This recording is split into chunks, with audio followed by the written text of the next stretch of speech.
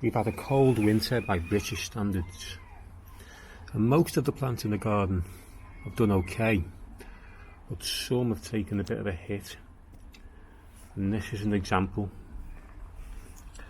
So we've had -2 to just above 0 for quite a few days over the past few months, and we've had about -5 during the night.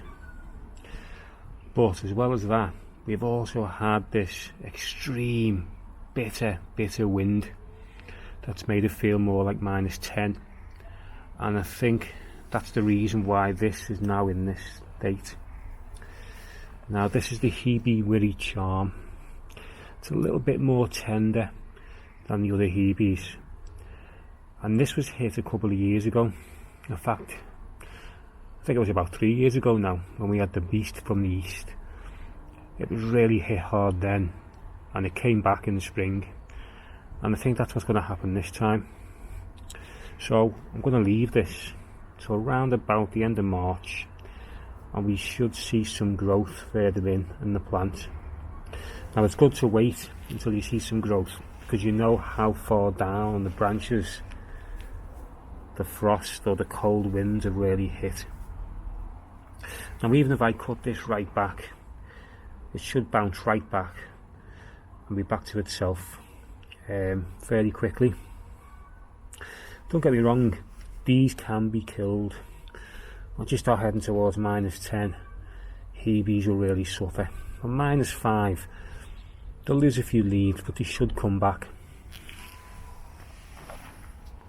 This red star cordyline is in a bit of a shelter position here. I think it's done okay over the freeze that we've had. I'm not expecting to see any damage, but you never know. We'll see how it grows come April. I've got another one in a slightly more exposed position, and that might have suffered a little bit more. See, it's hard to tell now. It's hard to tell. When we had the beast from the east, it didn't look that damaged, but I did have to throw one away. These other Hebes didn't do too badly. This looks okay. There's a bit of leaf drop, but I think it'll come back a bit bare in certain parts. Once we get the spring growth, we should be able to bush this out a bit. The Hebe Caledonia looks fine. Can't see much damage on that. Also, got Hebe Magic Summer. Now this can look a bit tatty after the winter, but it doesn't look too bad, it looks fine. Come spring, we'll have nice new pinkish purple growth on this. Now these variegated Hebes, they do tend to take a hit during the winter. Looks a bit tatty at the moment, but again, come spring, there'll be loads of new growth in this. We'll be able to get this back in shape. Doesn't look as if the Hebe albicans has been damaged much at all. It looked quite hardy. I think this is actually one of the hardier ones. This and the smaller Hebes with a really tight compact growth. So you tend to find that there's not many of these coloured varieties around in people's gardens. You see loads of them in the garden centres for sale, but you don't really get many big ones. But these, the smaller white ones and the likes of this, should be fine. This is the Hebe salicifolia. It's a native of New Zealand, quite a big growing plant. Looks like it's a bit stressed, but this will be fine. Not too much damage on that one. The Mexican shrub, Abelia kaleidoscope. This had a bit of damage on it, on the newest growth. It doesn't look too bad though. And the thing with Abelias is you can lose all of the leaves if you have a harsh winter, but they always bounce back. This will have no problems.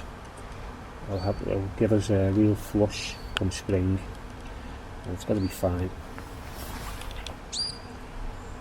Now this red star is in a slightly more exposed position.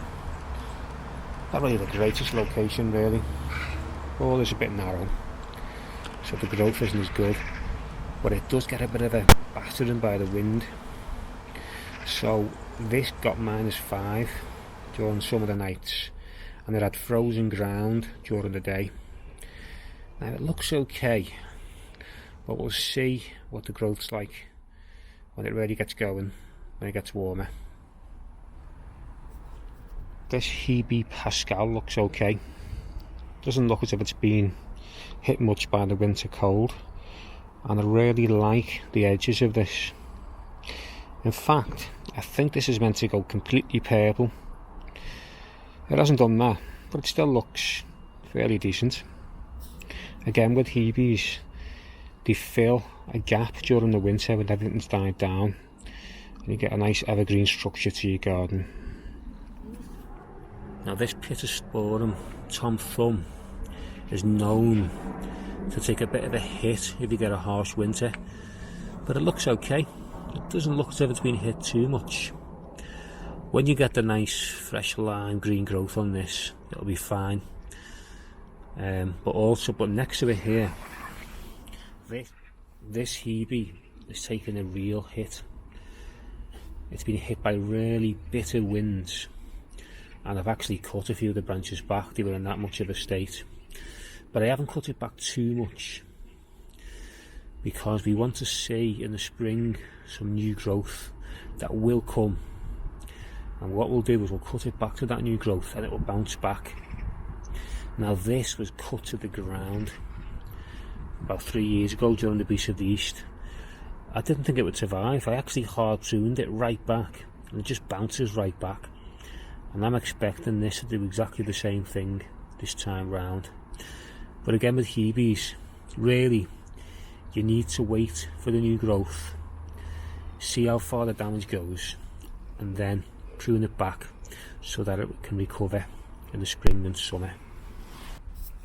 There's been a few winter sales in some of the online garden centres, so I couldn't resist getting another palm, another Mediterranean fan palm. Now, seems to be a bit of a blue colour to this one.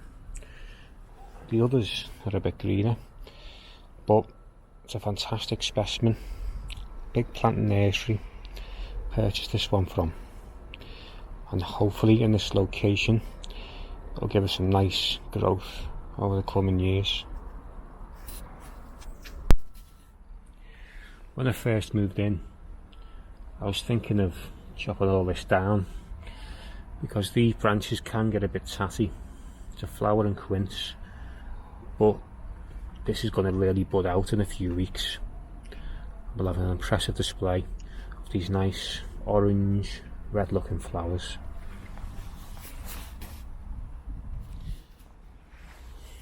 Skimia, as ever, is looking good this time of year, and in a couple of months time all these buds will be flowering.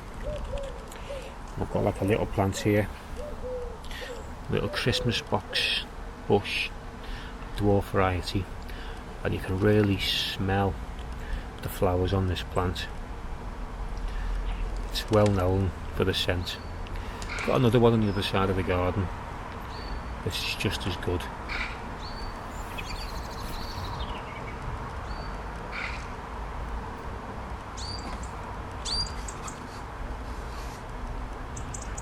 You can see the camellia buds, and they'll be out in April. It's in really good condition, this plant. Never ever fails to provide us with an abundance of flowers. I picked up a few of these dwarf mahonias. Now this is a similar variety to the soft caress mahonia, but it's not as soft. It's a bit more rigid, and it's still got these little spikes on the leaves, but these are nothing like the bigger mahonias when it comes to the viciousness of these little spikes, and I think it's actually a better plant. We'll soon find out. It's only a young plant. Be a few years yet before we really see this take off. But the good thing about it is it likes the shade, and I've really scratched my head trying to think of something I can put here that will give us some flowers. But this will give us some flowers, some yellow ones around about October time, and yeah, it's quite rare.